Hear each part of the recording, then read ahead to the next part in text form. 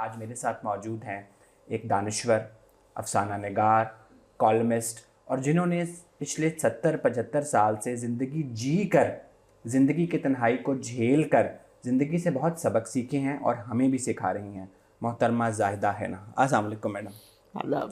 Madam, تنہائی کو آپ ایک رائٹر کے طور پہ دیکھتی ہیں، میں ایک سائیکائٹرسٹ کے طور پہ دیکھتا ہوں، اور اس عروج آدم خاکی سے تو انجم کو سہمنا تھا، پھر آدم زاد تنہا ہو کے سمٹتا کیوں جا رہا ہے؟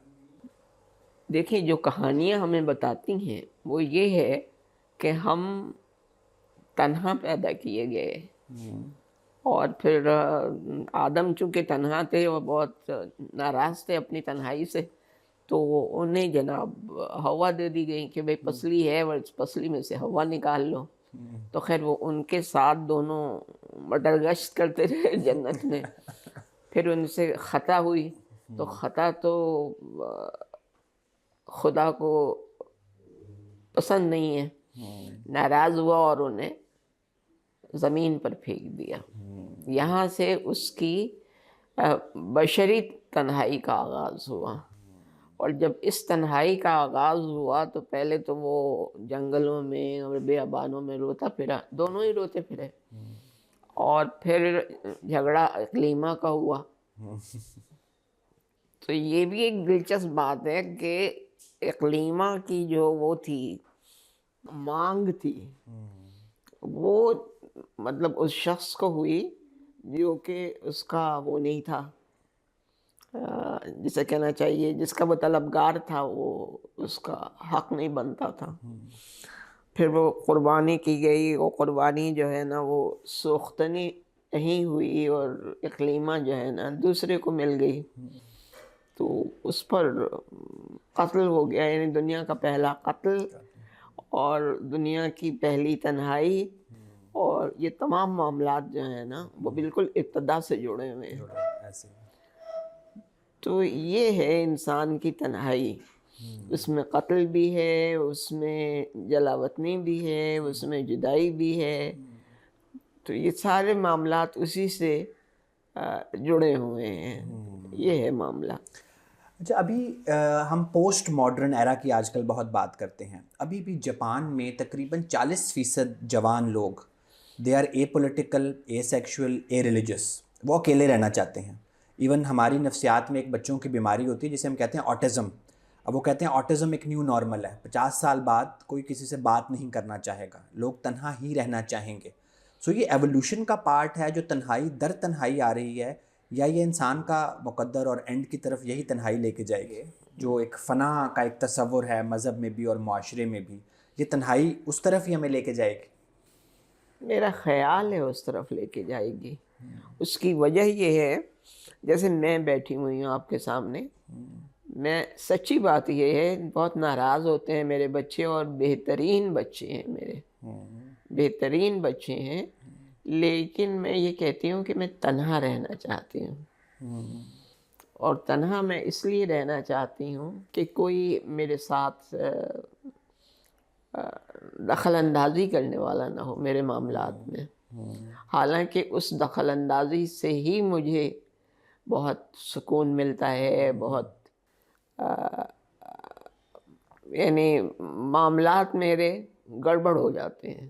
تو یہ ہے، مجھے تو تنہائی بہت پسند ہے۔ سو ایک کانفلکٹ ہے کہ آپ تنہائی بھی چاہتی ہیں اور مداخلت بھی چاہتی ہیں۔ ہاں بالکل صحیح ہے، تو ہم کانفلکٹ سے ہی تو زندہ رہتے ہیں نا، کانفلکٹ کے بغیر تو ہم کچھ نہیں ہیں، یہ ہے صورتحال۔ اچھا، جو سائنس اور مذہب کی بھی ایک چپکلش بھی چلتی ہے، تو جو انسان کی تنہائی ہے اس کو کم کرنے میں یا اس کو پروسیس کرنے میں، کم نہیں بھی کرنا، سائنس اور مذہب کا کوئی کردار ہے؟ سائنس اور مذہب جو ہیں وہ مطلب کہے تو یہی جاتے ہیں کہ ایک ہیں، لیکن میں سمجھتی ہوں کہ ایک نہیں ہے۔ اس لیے ایک نہیں ہے کہ وہ جو ہیں بہت، دونوں کے اندر بہت ہی جدائی ہے ان کے معاملات میں، اپارٹ ہے۔ ہاں اپارٹ ہیں۔ تو اب یہ دیکھیں کہ کیا ہوتا ہے ہمارے ساتھ، چونکہ میرا نہیں خیال تھا کہ میں اتنے دنوں جیوں گی، شاید بچوں کی وجہ سے میں زندہ ہوں. یہ خیال کیوں کر تھا آپ کو؟ جی یہ خیال کیوں تھا آپ کو کہ آپ زیادہ عرصہ نہیں نہیں جئیں؟ مطلب میں جینا نہیں چاہتی تھی. ہوں، میں جینا نہیں چاہتی تھی اور میرا یہ خیال تھا کہ میں زیادہ دنوں زندہ نہیں رہی، لیکن اب یہاں تک آ پہنچی ہوں کہ میں نے 70 کراس کر لیا. تو اب مجھے کچھ نہیں معلوم کہ کیا ہوگا، لیکن میں بہت خوش ہوں کہ مجھے بہت اچھے بچے ملے، بہت اچھی بہن ملی، بہت اچھی ماں ملی، بہت اچھے والد ملے. لیکن بس کہیں ہے ایک بے قراری کہ ذرا تنہا رہ لیں. اور شاید بنباس کا تصور، شاید جلا وطنی کا تصور، یہ سب چیزیں مل کے نا وہ ان کا گھال میل مجھے بناتا ہے. شاید یہ ہر انسان کی خمیر میں ہی یہ جلا وطنی اور تنہائی ہے جو اس بے قراری کا بھی سبب بنتی ہے. نہیں میں یہ نہیں کہہ سکتی کہ ہر انسان میں یہ، کیونکہ بعض لوگ تو صرف دنیا میں ہی رہنا چاہتے ہیں اور بعض لوگ تو صرف یہی چاہتے ہیں کہ وہ تنہا رہیں. تو میں یہ نہیں کہہ سکتی، لیکن میری جو وہ ہے بے کلی، اس میں تنہائی کا بہت پہلو ہے.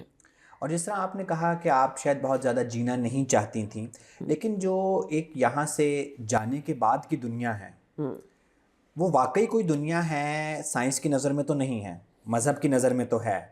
سو آپ ایز انڈیویجول اسے کیسے پروسیس کرتی ہیں اور اس بے چینی کو کیسے کم کرتی ہیں کہ یہاں کے بعد کیا ہوگا، کچھ ہوگا بھی یا نہیں ہوگا؟ ہاں دراصل اس کا بڑا دلچسپ سوال مجھ سے میری نواسی نے کیا. وہ امریکہ میں پڑھ رہی ہے اور ہماری ساری کتابیں اس نے کچھ پڑھی ہیں، کچھ دیکھی ہیں. تو ایک دن مجھ سے کہنے لگی کہ مان آپ یہ بتائیے کہ اگر خدا نکل آیا تو کیا ہوگا. میں نے کہا بیٹا یہاں جوتے کھاتے ہیں وہاں بھی کھا لیں گے، لیکن فی الحال تو آرام سے رہیں. کہ بھئی میں نہیں سمجھتی کہ وہ ہے. اور اگر نہ نکلا تو جو لوگ 25-25 لاکھ کے حج کر رہے ہیں ان کا کیا بنے گا؟ ان کا کیا بنے گا. صحیح کہہ رہے ہیں آپ، بالکل صحیح کہہ رہے ہیں.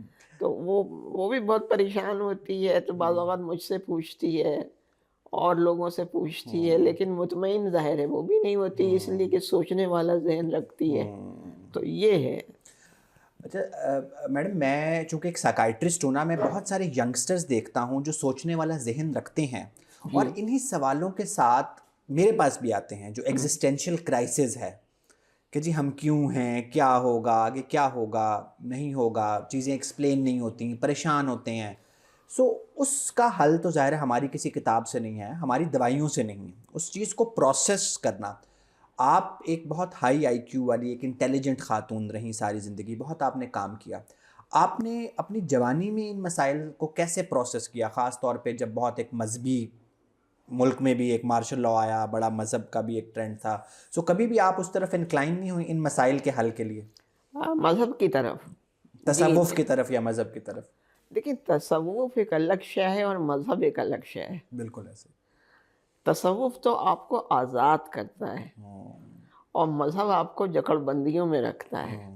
تو تصوف تو مجھے بہت اچھا لگتا ہے. ہمارے اپنے خاندان میں تصوف کے معاملات تھے اور صوفی حضرات تھے. پھر میرے سگڑ دادا نے 3 جلدوں کی کتاب لکھی جو اس وقت بھی برٹش لائبریری میں موجود ہے، مسالک السالکین فی تذکرۃ الواصلین. تو مجھے وہ اچھے لگتے ہیں، مجھے وہ لوگ نہیں اچھے لگتے جو مستر سے کھنچے ہوئے، یعنی رول سے کھنچے ہوئے ہوتے ہیں نا، مجھے وہ لوگ نہیں اچھے لگتے. ریچولز پہ جو فوکس کرتے ہیں. اور وہ لوگ اچھے لگتے ہیں جو وہ جسے کہتے ہیں نا، اقبال نے کہا ہے کہ ہارا ہے رومی جیتا ہے رازی. واہ. تو راضی کی جیت نے ہمیں جتنے مسائل دیے کہ آج تک ہم ان مسائل سے مطلب نمٹ رہے ہیں اور آگے بھی نمٹیں گے. سو میں اکثر ذکر کرتا ہوں، میری بڑی فیوریٹ ایک رائٹر ہیں قرۃ العین حیدر. آپ کی تو ان سے ملاقاتیں بھی جی ہاں، ان کے گھر میں بھی رہی چند دن. گردش رنگ چمن میں جو وہ ایگزسٹینشیل سوال ہی اٹھاتی ہیں جس سے ہم سارے گزرتے ہیں، اینڈ پہ حل ان کے پاس بھی تصوف ہے، اور دوستو فسکی کرائم اینڈ پنشمنٹ میں بھی بہت بڑے بڑے سوال اٹھاتا ہے، اور آخری صفحے پہ اس کے پاس بھی بائبل ہے. اچھا، میں نے زہرا آپا سے بھی یہ سوال کیا تھا. زہرا آپا نے کہا کہ بھئی آخری عمر میں نا جو وہ بخشش کی ایک وہ خواہش تمنا آ جاتی ہے نا، تو وہ شامل ضرور ہو جاتی ہے. سو پھر اتنے بڑے بڑے دماغوں کے پاس بھی حل تصوف ہی ہے، آپ لوگ بھی پروسیس ہی کر سکتے ہیں، ہمیں حل نہیں بتا سکتے. نہیں، میں جب میرے پاس خود حل نہیں ہے تو میں آپ کو کیسے بتا سکتی ہوں. لیکن یہ ہے کہ میں نہیں سمجھتی کہ کوئی ایک ایسا نامہربان خدا ہے جو ہر وقت بہی کھاتا لیے بیٹھا ہے اور ہر انسان کا وہ کر رہا ہے، جیسے کہنا چاہیے لکھت پڑھت کر رہا ہے کہ اس نے یہ غلط کیا، اس نے یہ صحیح کیا. میری سمجھ میں نہیں آتا ایسا خدا. وہ خدا تو سمجھ میں آتا ہے جس نے یہ دنیا بنائی، لیکن وہ خدا جو صرف ہنٹر لیے پھٹکارتا پھرتا ہے، اور جو یعنی مشقت کرنے والوں اور غلام لوگوں کو کا تمسخر اڑاتا ہے، وہ خدا میری سمجھ میں نہیں آتا. اچھا میڈم، آپ نے اوپریسڈ طبقے کی بھی بہت بات کی، خواتین کے حقوق پہ بھی بہت لکھا، بہت یعنی کہ آپ چاہتی ہیں کہ ایک آئیڈیل معاشرہ ہو جو ہر حساس آدمی چاہتا ہے. تو جو مذہب کے ٹھیکیدار ہیں یا ایون جو لوگ سوسائٹی چلاتے ہیں، یا ازل سے چلتا آ رہا ہے کہ اقدار مذہب سے ہی ڈرائیو ہوں گے، جبکہ ہمارا یہ ماننا ہے بینگ سائنس اسٹوڈنٹ کہ دماغ میں مرر نیورونز ہوتے ہیں، اور قدرت نے آپ کے اندر ایک مورل کوڈ فکس کیا ہوا ہے. سو اقدار کو ریلیجن سے ہی ڈرائیو کرنا ضروری ہے، معاشرتی اقدار میں کو نہیں سمجھتی. پھر کہاں سے آئیں گی؟ دیکھیں، ہم جب بڑے ہونے لگتے ہیں نا تو ہمیں کچھ اقدار ہم سنتے ہیں، ہم دیکھتے ہیں، ہم اچھا غلط چیزیں بھی دیکھتے ہیں، لیکن ہمیں یہ بھی بتایا جاتا ہے کہ یہ غلط ہے اور ہم اس کو درست سمجھتے ہیں. تو یہ ہے کہ میں نہیں سمجھتی کہ ایک ظالم اور جابر خدا ہے جو اوپر بیٹھا ہوا کوڑے جو ہے نا لہرا رہا ہے، لوگوں کی پیٹھیں ادھیڑ رہا ہے. میں نہیں سمجھتی. رانا سلیم سنگھ، آپ بھی اینی بی بی کی طرح نام میں ہی آپ کے بہت کچھ ہمیں مل جاتا ہے. جو افسانہ ہے اس کی بہت ساری پرتیں ہیں. ایک پرت جو میرا بڑا فیوریٹ موضوع ہے، پارٹیشن. اور پارٹیشن کے بعد جو آپ لوگوں نے صرف ایک اندیکھے خدا کے تصور کو بنیاد بنا کے لکیریں کھینچ دیں، اور اس کا ہم ابھی تک خمیازہ بھگت رہے میں ہیں. اپنے کلینک میں بھی بھگت رہا ہوں، آپ اپنے سوشل سرکل میں بھی بھگت رہی ہیں.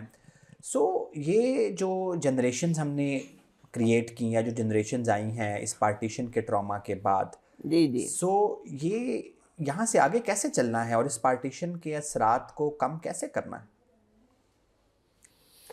دیکھیں، مشکل یہ ہے کہ اس کو کم کرنے کی کوشش کی جاتی ہے، اور اس کے بعد وہ لوگ بھی تو بیٹھے ہیں نا جنہوں نے پارٹیشن کروایا تھا، تو وہ کیوں اسے وہ کرنے دیں، آگے چلنے دیں، اور کیوں نہ اسے مزید ستیہ ناش کریں اس کا چیزوں کا. ہو تو گئی، ہم یہ نہیں کہتے کہ کیوں ہوئی، اب ہو گئی ہے، اب ہو گئی اب ہے. آگے چلنا ہے تاکہ مزید تقسیم در تقسیم بھی ہوئی قطر میں، اب اور تقسیم در تقسیم نہ ہو.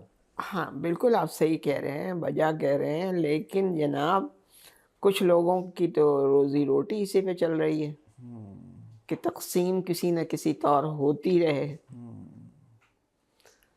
تو اب ہم اس کا کیا کر سکتے ہیں؟ ہم وہ کلیشنکوف اٹھا کے اور بندوق اٹھا کے لوگوں سے تو نہیں لڑ سکتے. اچھا، آپ سے جب میں آف کیمرہ بھی بات کر رہے تھے کہ میں ابھی کچھ سال پہلے یو کے سے واپس آیا، آپ بہت سال پہلے یہ فیصلہ کیا آپ نے واپس آنے کا. سو کیوں ہم مادی ضروریات جہاں پوری ہو رہی ہوتی ہیں اور بڑا A1 معاشرہ ہوتا ہے، سو کیوں ہم سوچتے ہیں کہ یار ہم واپس آئیں ایک تھرڈ ورلڈ کنٹری میں، اور کیوں ہم یہاں آتے ہیں؟ دیکھیں، تھرڈ ورلڈ کنٹری جو کہتے ہیں سو کہتے ہیں، ہمارے لیے تو یہ ہماری ماتر بھومی ہے نا، ہماری مدر لینڈ ہے. جیسے میں پیدا ہوئی ہندوستان میں، بالکل. 1.25 برس کی یہاں آئی، میری کوئی ایک یادداشت وہاں کی نہیں ہے. لیکن وہ جو لیکن ہے وہ بہت بڑا لیکن ہے. اور میرا یہ خیال ہے کہ وہ جو لیکن ہے وہ ہمارے، دراصل میں اس کا سہرا باندھتی ہوں اپنی والدہ کے سر، کہ انہوں نے کہانیاں سنائی، قصص الانبیاء سنائی، طلسم ہوشروا سنائی. یہ کہا کہ دیکھو وہ کہانیاں سنائی جن میں یہ تھا کہ بھائی پلٹ کے نہیں دیکھنا ورنہ پتھر کے ہو جاؤ گے. تو پتھر کے تو ہو گئے لوگ، تو ہم انہی میں سے ہیں. ہم ان ناکردہ گناہوں کی سزا بھگتتے ہیں کہ جنہوں نے پلٹ کے دیکھا تھا. واہ. آپ کے لیکن پہ میڈم آپ تو 1.25 سال کی آئیں. جی جی. ٹھیک ہے، میری تو شاید پیدائش 40 سال بعد ہوئی پارٹیشن کے. لیکن جب ہم نے آپ لوگوں کو پڑھا، فلمیں دیکھیں، ناول پڑھے، تو ہمیں پتہ لگا کہ ہمارا بھی جو اجتماعی لاشعور ہے، میں یونگ کا بہت بڑا فین ہوں، جو کس کا؟ یونگ کا، کارل یونگ کا، کہ جو ہمارا اجتماعی لاشعور ہے وہ غالب کے بغیر، بیگم اختر کے بغیر، لتا منگیشکر کے بغیر مکمل نہیں ہے. ہاں بالکل صحیح سو کہہ رہے ہیں آپ. کیسے مجھے وہاں جانے سے، ابھی میں جب سے یو کے سے واپس آیا ہوں نا، میں بنگلہ دیش بڑی مشکل سے ویزا لے کے گیا، نیپال گیا، ایران گیا. میں نے کہا جی دنیا پوری دیکھیے، ہم یہ تو دیکھیں کہ ہمارا لاشعور کس چیز سے ڈرائیوڈ ہے. سو کیسے میں مان لوں کہ مجھے وہاں نہیں جانے دیتے جہاں صرف خدا کا تصور تھوڑا مختلف ہے، زبان ایک ہے، ماضی ایک ہے، کلچر ایک ہے، کھانا پینا ایک ہے. سو یہ معاملات بہت عرصہ چل نہیں سکتے ایسے. نہیں، اور اسی لیے اتنا خون خرابہ ہے. دیکھیں نا، جب یہ معاملات یوں نہیں چل سکتے تو کیسے زندگانی آگے چلے گی؟ مثال کے طور پر ہم کسی نہ کسی طور اپنے بچوں کو یا ان کے بچوں کو ایک وراثت سونپتے ہیں، ایسے ہی کتابوں کی شکل میں، اشعار کی شکل میں. یہ ممکن نہیں ہے. یعنی یہ ممکن نہیں ہے کہ آدمی مثنوی پڑھے مولانا روم کی اور مطمئن بیٹھا رہے. بھائی وہ سوال تو اٹھاتی ہے نا. مانا کہ ہارا ہے رومی، جیتا ہے راضی، لیکن جو راضی کا جیتنا ہے وہ فیکچولی تو کچھ بھی نہیں ہے میرے حساب سے. تو یہ حالانکہ میرے والد کچھ اور سمجھتے تھے، چونکہ وہ یہ کہتے تھے کہ نہیں، راضی درست ہے اور رومی غلط. حالانکہ وہ رومی کے عاشق تھے، لیکن وہ جو تھے رومی کو ہی غلط کہتے تھے اور پھر فدا اس پہ تھے. یعنی راضی پہ ہونے کے باوجود رومی پہ فدا تھے. وہی کانفلکٹ. ہاں وہی کانفلکٹ. تو یہ ہے صورتحال، بہت مشکل صورتحال میں ہم لوگ پڑے ہوئے ہیں. اب دیکھیں نا، وہ لوگ جنہوں نے مغرب میں وہ جھیلی، کیا کہیں آپ، دوسری جنگ عظیم اور پہلی جنگ عظیم، 7 کروڑ لوگ مارے گئے تھے ان دونوں جنگوں میں. وہ کیسے بھول جائیں اپنا ماضی، یا وہ کیسے بھول جائیں کہ بھئی ہم کون تھے، کیا تھے. یا جرمن جو وہ ہے اپنے پس منظر کو، یا وہ یعنی اپنے اس کو کیسے بھول جائیں؟ نہیں بھول سکتے. میڈم میں ابھی آپ نے بڑی بنیاد رکھ دی، میرے اگلے سوال بھی اسی سے لنک تھا کہ پہلی دوسری جنگ عظیم کے بعد یا جرمنز نے، ان نیشنز نے پوسٹ ٹرومیٹک گروتھ پکڑی، اس ٹراما کو پروسیس کیا اور آگے بڑھے. جی میں آپ کی اس کے بعد انڈیویجول لائف پہ بھی آؤں گا کہ آپ نے بھی بہت ٹراما کے بعد گروتھ پکڑی. ابھی جو ہمارا معاشرہ ہے، 71 میں حالات بہت خراب تھے، ضیاء مارشل لاء میں بھی حالات بہت خراب تھے، لیکن ایٹ لیسٹ ان سارے واقعات کے بعد کچھ گروتھ اس سوسائٹی نے پکڑی. ابھی بھی جو حالات ہیں بہت خراب ہیں. سو آپ کو لگتا ہے کہ ہم اپنے کچھ ٹراماز کو پارٹیشن سے لے کر اب تک پروسیس کر کے گروتھ پکڑیں گے؟ امید سحر کی بات ہوگی؟ دیکھیے جب پکڑنا تو چاہیے، لیکن میں کافی جیسے کہنا چاہیے مایوس ہوں. آپ بھی مایوس ہیں؟ ہاں بالکل مایوس. وہ بہت اچھی اچھی جو باتیں لوگ کرتے ہیں نا کہ یوں ہے اور وہ ہے، تو وہ یوں اور وہ میری سمجھ میں نہیں آتا. اس کی وجہ یہ ہے کہ اتنا بڑا، اتنی بڑی خلیج ہے اور اتنی بڑی خندق ہے جس کو پار کر کے جانا بہت مشکل ہوتا ہے، بہت مشکل ہوتا ہے. اور اس کے لیے بہت ہی جسے کہنا چاہیے اس کی ضرورت ہوتی ہے، ڈٹرمنیشن کی. ڈٹرمنیشن کی ہوتی ہے. اور پھر یہ ہوتی ہے کہ آپ جو ہیں وہ کریں. سو ابھی ہمیں کچھ پیرامیٹرز ہوپ کے فی الحال نظر نہیں آتے. دیکھیے میں اگر آپ یہ بند کر دیں تو میں کہوں گی نہیں نظر آتے. لیکن یہ ہے کہ ویسے میں کہوں گی جی نظر آتے ہیں. ٹھیک ہے ٹھیک ہے. اچھا میڈم، اب تھوڑا سا میں زاہدہ حنا ایک انڈیویجول پہ بھی جو ٹراماز کے بعد گروتھ پکڑی. آپ نے لائف میں بہت ٹراماز دیکھے. اکثر ہم کہتے ہیں کہ جو جس طرح ایک پارٹیشن ہوتی ہے دو ملکوں کی، جب دو لوگوں کے درمیان بھی پارٹیشن جس کو ڈیورس کہتے ہیں، اس کے بعد میں اپنے کلینک میں بھی دیکھتا ہوں بہت سارے لوگ ریگریشن کا شکار ہو جاتے ہیں. خواتین گھر میں بند ہو جاتی ہیں کہ جی زندگی ختم ہو گئی. آپ نے ایک فلائٹ پکڑی جو کہ ہم بھی مریضوں کو سکھاتے ہیں کہ جی جب ٹاکسک ریلیشن شپ اینڈ ہوتا ہے so you get a lot of energy and you can thrive more. So وہ بتائیں کہ اس ٹراما کو آپ نے اپنی اسٹرینتھ کیسے بنایا کہ بچوں کو بڑا کیا، پالا، کامیاب انسان بنایا، خود آپ اتنی کامیاب ہوئیں. سو اس ٹراما کو اسٹرینتھ کیسے بنایا؟ ہاں مجھے نہیں معلوم کہ میں نے کیا کیا کیا نہیں کیا، لیکن میں یہ سمجھتی ہوں کہ میرے بچے بہت ہی یعنی میری ڈھال تھے اور آج تک ہیں. اچھا اب یہ اتفاق سے یہ مل گئے ہیں مجھے کامران عباس، اتفاق سے. اتفاق سے. تو یہ جو ہے نا جس طرح مجھے انہوں نے بھی سپورٹ کی تو اس کا میں بہت وہ کرتی ہوں. میری بہن تھی، اس نے مجھے سپورٹ کیا. دراصل سپورٹ ہم لوگ یہ سمجھتے ہیں کہ وہ ہے، یعنی کیا کہیں گے اسے، ایک نیگیٹو کانوٹیشن ہے، کسی کمزور کو دی جاتی ہے. ہاں لیکن نہیں، ایسا نہیں ہے. اس کے علاوہ بھی بہت سی چیزیں ہیں جو ملتی ہیں لوگوں کو اور جو وہ ہوتی ہیں. بھئی ایک آدمی رو رہا ہے یعنی لیکن وہ اس کے باوجود آپ کے ساتھ کھڑا ہے تو بھئی وہ تو سپورٹ ہوئی نا.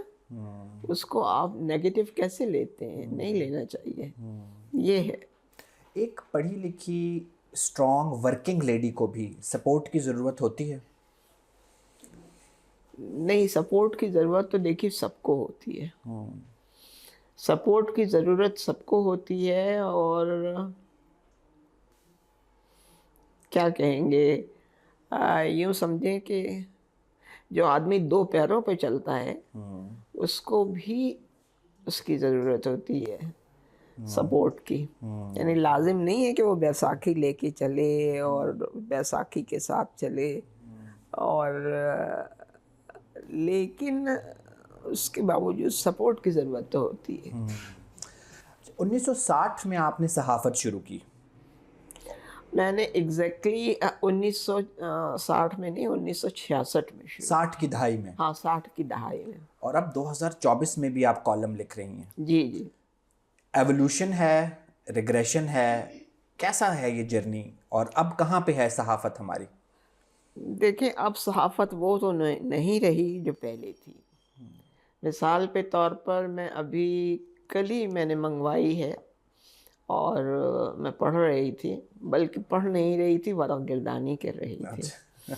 تو اس میں نے دیکھا کہ کیسے بہادر لوگ ہوتے تھے اور کس طرح جم کے لکھتے تھے اور کھل کے لکھتے تھے. یعنی مثال کے طور پر شوکت صدیقی کے جو مجموعے ہیں ان کے کالموں کے، وہ آپ کو لرزا کے رکھ دیتے ہیں کہ انہوں نے کس طرح کھل کے لکھا اور چیزیں چھپیں اور وہ انہوں نے وہ کیا، کیا کہیں گے آپ، اظہار رائے. ہاں، اظہار رائے کو چھپایا نہیں. تو یہ بڑی بات ہوتی ہے اور میں نے تو انہی لوگوں سے سیکھا ہے. ہم تو کہتے ہیں کہ اب میڈیا آزاد ہے، سوشل میڈیا ہے، اب چیزیں زیادہ بہتر ہیں. ایسا نہیں ہے. میں نہیں مانتی. آپ کو کبھی کسی نے روکا ٹوکا، کوئی آپ پہ قدغن لگی، کوئی ڈائریکٹ آپ کو کبھی کسی نے کہا؟ مجھ پر اس طرح تو قطعاً نہیں لگی، لیکن دیکھیں بہت سے طریقے ہوتے ہیں قدغن لگانے کے، بہت باور سے کرانے کے. کچھ باور کرانے کے. کچھ باور کرانے کے. تو لیکن بس ہم تو چلتے ہی رہے اپنے. دیکھیں نا، میں بہت ہی ایک خوشحال و مالدار لکھنے والی ہو سکتی تھی، لیکن میرا جو اجڑا چمن ہے اسے آپ دیکھ لیجیے. نہیں دیکھیں گے تو ہاں، یہ بتاتا ہے آپ کہ یہاں سے امیر ہیں نا. یہاں سے تو میں یقیناً ہوں، اس میں تو کوئی شبہ نہیں ہے. And that is what matters at the end. ہاں نہیں، یو آر رائٹ. لیکن پھر آپ کے جو وہ ہوتے ہیں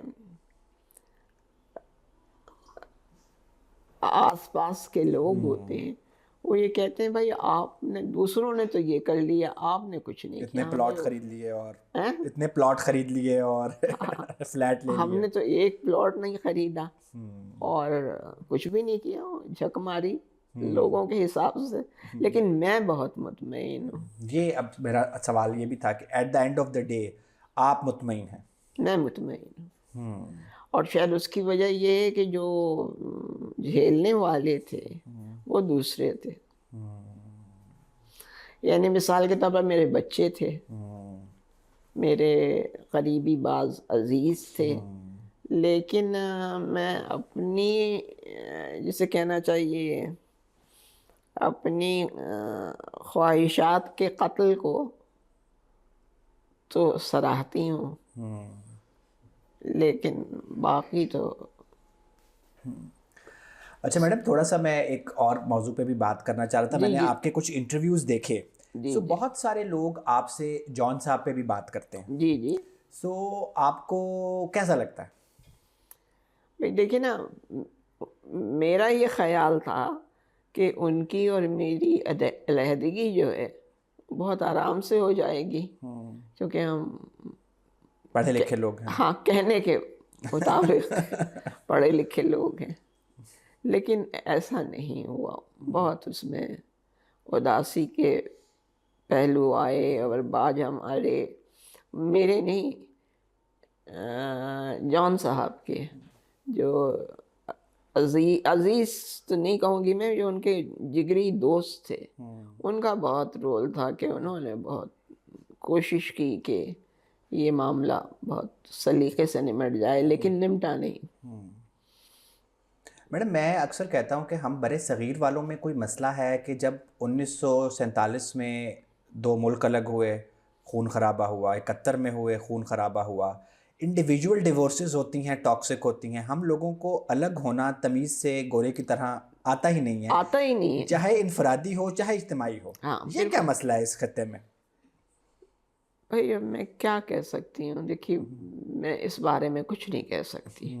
اس کی وجہ یہ ہے کہ میں نے اپنے معاملے میں دیکھا، بلکہ میں ایک شخص کو بہت کچھ پسند نہیں کرتی، لیکن میں نے اس کی وہ دیکھی، جسے کہنا چاہیے اس کی ڈیورس دیکھی، کیسے سیدھے سبھاؤ ہو گئی، اور اس کے بعد کبھی حرف شکایت لب پہ نہ آیا. تو خدا جانے ہماری خرابی تھی، ان کی تھی، کس کی تھی، مجھے نہیں معلوم. لیکن یہ ہے کہ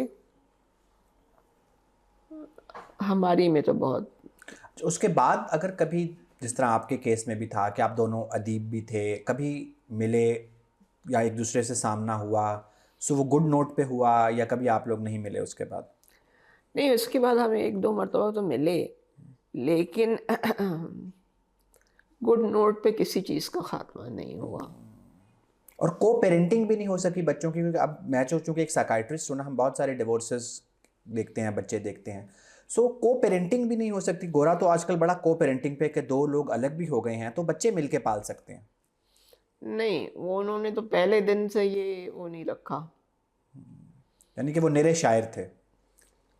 نہیں، میں نے اور شاعروں کو دیکھا ہے جنہوں نے بہت اچھی طرح اپنے بچے پالے، لیکن یہ سولی آپ کی رسپانسبلٹی تھی. ہاں، یہ ٹوٹلی میری رسپانسبلٹی اچھا، تھی. جان صاحب کو ایز اے شاعر آپ دیکھ سکتی ہیں ایک انڈیپینڈنٹ پرسپیکٹیو سے، کہ ایک ایکس وائف کے طور پہ نہ دیکھیں، ایک ادیب اور کالمسٹ کے طور پہ، ایک قاری کے طور پہ دیکھیں، تو آپ دیکھ سکتی ہیں؟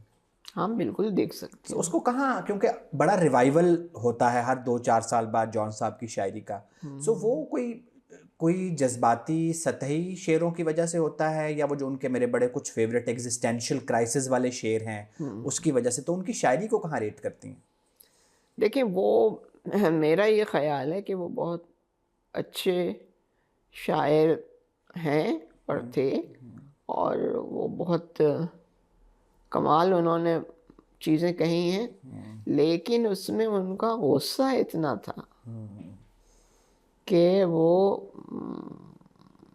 نہیں کر پاتے تھے اس غصے کو، کہ کتھارسس نہیں کر پاتے تھے. یہ ہے. ابھی آج نہیں، کل میں نے ایک پوسٹ دیکھی اور میں حیران ہوں، کیونکہ مجھے وہ ان کی شاعری نہیں لگتی. یہ بھی بہت ہو رہا ہے، یہ غالب کے ساتھ بھی ہو رہا ہے. مجھے ان کی شاعری نہیں لگتی، لیکن میں کبھی اس پہ نہیں بولوں گی کہ بھئی آپ کا جی چاہے، آپ کو عشق ہے ان سے، بہت اچھی بات ہے، آپ کا جو جی چاہے ان کے ساتھ کیجیے. ان کی کتابوں کی رائلٹی آپ کے بچوں کو ملتی ہے؟ جی ہاں، بالکل ملتی چلیں، ہے. یہ تو بڑی ایک مناسب بات ہے. یہ تو بالکل ملتی ہے. یہ اچھا، ایک غزل آپ کے نام سے بہت نیٹ پہ ہے، وہ آپ کی ہی ہے، وہ دل مانتی ہوں کہ وہ خفا بھی نہیں اور دل کسی طور مانتا بھی نہیں، یہ آپ ہی کی ہے؟ جانتی ہوں کہ وہ خفا بھی نہیں، دل کسی طور مانتا بھی نہیں، میری نہیں. ہاں، یہ آپ کی غزل کر کے اور آپ کے ریلیشن شپ کو وہ کر کے، سو یہ بہت پلیٹ فارمز پہ یہ چلی ہوئی ہے، تو آج تردید کر دیں کہ یہ آپ، کیونکہ میں نہیں یقین کر رہا تھا کہ یہ آپ کی ہے. نہیں، میری نہیں. اور 1-2 بہت ویل ریپیوٹیڈ جو پلیٹ فارمز ہیں نا، ویب سائٹس ہیں جی. اردو کی، اس پہ یہ آپ کے نام کے ساتھ. ہاں، نہیں، میری نہیں ہے. بلکہ آپ کے کسی افسانے کا ذکر وہاں پہ نہیں ہے، کسی نے یہ غزل دیکھیں، ایسا ہے کہ جب جان صاحب سے میری ملاقات ہوئی اور اس کے بعد شادی ہوئی، تو میں نے اس سے پہلے ہی طے کر لیا تھا کہ میں ٹوٹی بھانگی بھی غزل نہیں لکھوں گی یا نظم نہیں لکھوں گی. یہ بڑی امپورٹنٹ بات ہے. یہ کیوں؟ اس کی وجہ یہ ہے کہ میں اچھی چیز لکھتی تو وہ ان کے کھاتے میں جاتی، اور میں بری چیز لکھتی تو وہ ان کے کھاتے میں جاتی، تو میں یہ نہیں چاہتی تھی. جس طرح لوگ کہتے تھے کہ بانو آپا کو اشفاق صاحب لکھ کے دیتے ہیں، یا زہرا آپا کو بھی شروع میں کہتے تھے کسی اور سے لکھواتی ہیں. نہیں، بانو قدسیہ جو ہے نا، بعد میں تو اشفاق صاحب ہو گئے تھے، جسے کہنا چاہیے پتہ نہیں، لیکن خیر انہوں نے بانو قدسیہ کو کچھ نہیں لکھ کے دیا، زہرا نگاہ کو بھلا کون لکھ کے دیتا، تو بس ٹھیک ہے. لیکن آپ کو یہی لگا کہ آپ کو بھی لوگ کہیں گے، ایسا تو نہیں تھا گھر میں کمپٹیشن کی فضا بھی ہو جاتی ہے اگر آپ؟ نہیں، ایسی بات نہیں تھی. میں نے اپنے طور پہ طے کیا تھا کہ میں نہیں لکھوں گی. اچھا، ایک آپ کا اور میں نے پرسپیکٹیو گوگل پہ دیکھا کہ آپ یہ جو اینٹی نیوکلیئر، جی ہاں، بہت زیادہ. اچھا، نیوکلیئر انرجی کے پازیٹیو چیزوں کو بھی آپ کی 1-2 تحریروں میں نے دیکھا کہ آپ کہتی ہیں کہ یہ ہونی ہی نہیں چاہیے، یہ جو نیوکلیئر انرجی والا معاملہ ہے. تو یہ بہت بلیک اینڈ وائٹ سٹینس نہیں ہے آپ کا؟ ہاں، کچھ لوگ کہتے تو ہیں مجھ سے، لیکن میں یہ سمجھتی ہوں کہ نہیں، اس لیے کہ جب آپ چھری بناتے ہیں نا، تو اسی لیے اس کی ایک دھار رکھی جاتی ہے، دوسری طرف سے وہ کند کند ہوتی ہے، ہوتی ہے. واہ واہ واہ. دوسری طرف سے وہ کند ہوتی ہے. میں نہیں سمجھتی کہ نیوکلیئر جو ہتھیار ہیں یا نیوکلیئر، مجھ سے لوگ کہتے ہیں بھئی نیوکلیئر وہ انرجی جو ہے، میں نے کہا بھئی ہوگی، ہم کیا کریں، لیکن اصل میں تو اس نے دنیا کو نقصان پہنچایا. آپ کے خیال میں یہ جو پازیٹیو فائدے یہ ٹوپی ڈرامہ ہی ہے، اصل میں اس کا مقصد نیگیٹو ہی ہے؟ ہاں، میرا خیال یہی ہے. اچھا میڈم، ایک لاسٹ سوال کہ بہت سارے ادیب شاعر بات کرتے ہیں یا بہت سارے بزرگ بات کرتے ہیں کہ یہ نئی نسل جو ہے یہ تنزلی کا شکار ہے اور یہ ہماری روایات سے منحرف ہے اور یہ بڑی غلط سمت میں جا رہے ہیں، جس کی بہت ساری فرکشن کی جو ریفلیکشن ہے وہ میں اپنے کلینک میں بھی دیکھتا ہوں جب 2 جنریشنز میں آتا ہے پرابلم. سو آپ کو کیا لگتا ہے کہ یہ جنریشن کا کوئی اپنا نیو نارمل ہے یا یہ کس طرف جا رہی ہے؟ نہیں، میرے خیال میں ہر جو نئی جنریشن ہوتی ہے اس کے بارے میں یہی کہا جاتا آپ کے بارے میں بھی اس وقت کہا گیا کہ جی یہ بہت بولڈ ہیں یا یہ بہت ہیں، اس وقت یہ کہا گیا نا؟ ہاں ہاں کہا گیا، لیکن میں نہیں سمجھتی کہ کوئی بھی نئی نسل جو ہے وہ آگے نہیں جاتی ہے. میں سمجھتی ہوں کہ وہ آگے جاتی ہے اور اس کے جو وہ ہیں اسٹانسز ہیں وہ بدلتے رہتے ہیں. وہ اپنی نئی نسل کو پیچھے چھوڑ جاتے ہیں تو وہ ناراض ہوتی ہے. اختیار ان کا کنٹرول جب کم ہونا شروع ہوتا ہے تو ان کو پھر پرابلم ہوتا ہے. اچھا میڈم، آپ کے میں جب کالمز دیکھتا ہوں نا تو اور کچھ افسانے بھی، تو مجھے لگتا ہے کہ آپ کا ایک ہسٹورین کا بھی بہت رول ہے. ہاں، چونکہ مجھے تاریخ سے بہت، اصل میں مجھے دلچسپی شروع ہی تاریخ سے ہوئی تھی. تاریخ میں نے پڑھی اور اس کے بعد داستان پڑھی اور افسانے پڑھے، ناول پڑھے، اور سب سے زیادہ دلچسپی مجھے اسی سے ہوئی تھی. اور جب آپ تاریخی شواہد کی روشنی میں کچھ بات کرتے ہیں اور اس کو بھی کہا جاتا ہے کہ جی سینسر ہونا چاہیے، قدغن ہونی چاہیے، اور وہ بات ٹھیک ہوتی ہے، تو پھر ایک فنکار کیا محسوس کرتا ہے؟ سر پیٹتا ہے. دیکھیں نا، سر پیٹتا ہے، لیکن اس کو لڑتے تو رہنا ہے. ضیاء صاحب کے دور میں آپ، جی ضیاء صاحب کے دور میں لڑی آپ؟ ہاں بالکل رہی. اس زمانے میں بھی آپ نے تھوڑا سا تو اپنا دامن بچا کے ہی رکھا کہ ایکٹیولی آپ جیل نہیں گئیں یا؟ دیکھیں، میں ایکٹیوسٹ کبھی نہیں رہی، کبھی نہیں رہی. وومن ایکٹیوسٹ بھی نہیں آپ؟ نہیں، میں ہیومن ایکٹیوسٹ ہوں. میں ہیومن ایکٹیوسٹ ہوں، اور چونکہ ویمن ایکٹیوسٹ ہونا اس کا ایک حصہ ہے تو میں ہوں. لیکن اگر میں یہ چاہوں کہ میں جھنڈا اٹھا کے چل پڑوں اور یہ کہوں کہ عورتوں پہ بہت ظلم ہو رہا ہے، تو یہ زیادتی کی بات ہے، اس لیے کہ مردوں پہ بھی تو بہت ظلم ہو رہا ہے. مطلب ہم ایک طرف سے کیوں دیکھیں چیزوں کو؟ ہم جس طرح اب مینز مینٹل ہیلتھ کی بھی بات کرتے ہیں، پہلے وومن مینٹل ہیلتھ کی کرتے تھے، اب ہم مینز مینٹل ہیلتھ کی بھی بات کرتے ہیں کہ یہ کچھ چیزیں ساری آپس میں جڑی ہوئی ہی ہوتی ہیں. Madam thank you so much, most آپ کا ویلکم. میں نے بہت آپ کو زحمت ہوئی، آپ تشریف لائے، آپ نے اتنا وقت ضائع کیا اپنا. نہیں میڈم، ضائع یہ تو آپ سے بہت کچھ سیکھا بھی، اور آپ ٹائم بھی اتنا لیا. آپ کی صحت بھی بہت اچھی نہیں لیکن آپ نے پھر بھی ٹائم دیا، سو میں بہت آپ کا گریٹفل ہوں.